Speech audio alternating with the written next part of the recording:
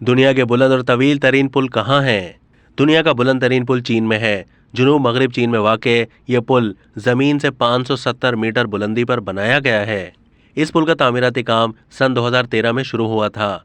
3 साल में मुकम्मल होने वाले बुलंद तरीन पुल पर 15 करोड़ डॉलर लागत आई है। पुल का नाम है बेपांग जियांग। सन 2016 में पुल को आम ट्रैफिक के लिए खोला गया था। इसके अलावा पैदल चलने वाला दुनिया का तवील तरीन पुल स्विट्जरलैंड के शहर जरमात के नज़दीक मौजूद है, जो एक दरिया पर बना हुआ है। इस पुल की लंबाई 1640 फीट है और ज़मीन से 85 मीटर बुलंद है। इस पुल को चट्टानों के गिरने के नतीजे में तबाह होने वाले पहले पुल की जगह तामीर किया गया है।